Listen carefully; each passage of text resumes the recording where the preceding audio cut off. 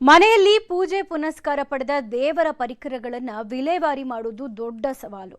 ಎಲ್ಲೆಂದರಲ್ಲಿ ಎಸೆಯೋದಕ್ಕೂ ಆತಂಕ. ಹೀಗಾಗಿ ರಾಮಕೃಷ್ಣ ಮಠದ ಧಾರ್ಮಿಕ ತ್ಯಾಜ್ಯ ಸಂಗ್ರಹಕ್ಕಾಗಿ ಅಭಿಯಾನವೊಂದನ್ನು ನಡೆಸಿತು. ಅದಕ್ಕೆ ಸಿಕ್ಕ ರೆಸ್ಪಾನ್ಸ್ ಹೇಗಿದೆ ಅನ್ನೋದರ ಕುರಿತ ವರದಿ ಇಲ್ಲಿದೆ. ರಾಮಕೃಷ್ಣ ಮಿಷನ್ನಿಂದ ವಿನೂತನ ಕಾರ್ಯಕ್ರಮ.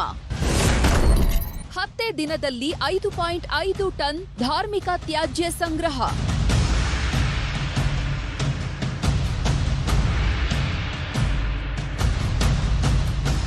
ಸಾಮಾನ್ಯವಾಗಿ ಮನೆಯಲ್ಲಿ ಪೂಜೆ ಮಾಡೋ ಮೂರ್ತಿ ಫೋಟೋಗಳು ಹಳೇದಾದ್ರೆ ಅವುಗಳನ್ನ ಕೆಲವರು ದೇವಸ್ಥಾನಗಳ ಆವರಣದಲ್ಲಿ ಮರದ ಕೆಳಗೆ ತಂದು ಇಡ್ತಾರೆ. ಇನ್ನು ಕೆಲವರು ನದಿ, ಸಮುದ್ರಗಳ ಕಿನಾರಿಗೆ ತಂದು ಹಾಕ್ತಾರೆ. ಹೀಗೆ ದೇವರ ಕೋಣೆಯಿಂದ ಹೊರಬಿದ್ದ ಧಾರ್ಮಿಕ ತ್ಯಾಜ್ಯಗಳಿಗೂ ಗೌರವಯುತ ವಿಲೇವಾರಿ ಮಾಡುವ ಕೆಲಸವನ್ನ ಮಂಗಳೂರಿನ ರಾಮಕೃಷ್ಣ ಮಿಷನ್ ನಡೆಸಿದೆ.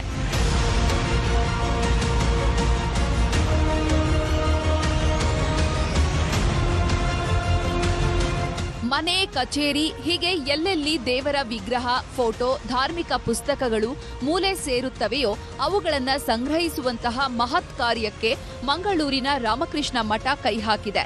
ನಗರದ ಮಂಗಳಾದೇವಿ ದೇವಸ್ಥಾನ, pizza Nexus mall, city centre mall, ಸೂರತ್ಕಲ್ನ ಗೋವಿಂದದಾಸ ಕಾಲೇಜು ಆವರಣದಲ್ಲಿ ಧಾರ್ಮಿಕ ವಸ್ತುಗಳ ಸಂಗ್ರಹಕ್ಕೆ ಅಂತ ವಿಸರ್ಜನೆ ಬಾಕ್ಸ್ ಇರಿಸಿದ್ದಾರೆ. ಇದಕ್ಕೆ ಜನರಿಂದ ಉತ್ತಮ ಸ್ಪಂದನೆ ಸಿಕ್ಕಿದೆ. 10 ದಿನಗಳ ಕಾಲ ನಡೆದ ಅಭಿಯಾನದಲ್ಲಿ 5.51 ಟನ್ ಧಾರ್ಮಿಕ ತ್ಯಾಜ್ಯ ಸಂಗ್ರಹವಾಗಿದೆ. ಇದರಲ್ಲಿ 5,000ಕ್ಕೂ ಅಧಿಕ ದೇವರ ಫೋಟೋಗಳು, 200ಕ್ಕೂ ಹೆಚ್ಚು ಧಾರ್ಮಿಕ ಪುಸ್ತಕಗಳು, ಕುಂಕುಮ, ದೇವರ ಮಂಟಪ ಹಾಗೂ ಕಂಚು ಮತ್ತು ತಾಮ್ರದ ಮೂರ್ತಿಗಳು ಸಂಗ್ರಹವಾಗಿವೆ.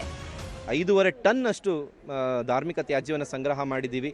ಸರಿಸುಮಾರು ಒಂದು 10,000ಕ್ಕೂ ಹೆಚ್ಚು ಫೋಟೋಗಳು ಸಂಗ್ರಹ ಮಾಡಿದ್ದೇವೆ. 12 ಬಗೆಯಲ್ಲಿ ನಾವು ಕಳೆದ 5 ದಿವಸಗಳಿಂದ ನಾವು 12 ಬಗೆಯಲ್ಲಿ ತ್ಯಾಜ್ಯವನ್ನು ವಿಂಗಡಣೆ ಮಾಡ್ತಾ ಇದ್ದೀವಿ. ಇದು ವಿಂಗಡಣೆ ಆದ ನಂತರ ಉದ್ವಾಸನ ಪೂಜೆ ಅಂತ ಆಗುತ್ತೆ. ಉದ್ವಾಸನ ಪೂಜೆಯಲ್ಲಿ ಇದರೆಲ್ಲ ಶಕ್ತಿಯನ್ನು ತೆಗೆದು ನಂತರ ಇದೊಂದು ಸಾಧಾರಣ ವಸ್ತು ಆಗುತ್ತೆ. ಇದೆಲ್ಲವೂ ಆದಲ್ಲಿ ಯಾವ ತ್ಯಾಜ್ಯವೂ ಸಹ ಸಮುದ್ರಕ್ಕೆ ಹೋಗೋಲ್ಲ, ನದಿಗೆ ಹೋಗೋಲ್ಲ, ಡಂಪ್ ಯಾರ್ಡಿಗೆ ಹೋಗೋಲ್ಲ. ಎಲ್ಲವನ್ನು ಗೌರವಯುತವಾಗಿ ಕಳಿಸ್ಕೊಡ್ತೀವಿ. ರಾಮಕೃಷ್ಣ ಆಶ್ರಮದ ಸ್ವಚ್ಛ ಮಂಗಳೂರು ತಂಡದ ಒಂದು ನಂಬಿಕೆ, ಆಶ್ರಮಕ್ಕೆ ಕೊಟ್ಟರೆ ಅದನ್ನು ಗೌರವಯುತವಾಗಿ ಕಳಿಸ್ಕೊಡ್ತಾರೆ ನಮ್ಮದು ಅನ್ನುವಂಥ ನಿರಾತಂಕ ಜನರಿಗಿದೆ. ಇಲ್ಲಿ ನೋಡಿ, ಇವರೆಲ್ಲ ಸಂಗ್ರಹವಾದ ವಸ್ತುಗಳನ್ನ ವಿಂಗಡಣೆ ಮಾಡ್ತಿದ್ದಾರೆ.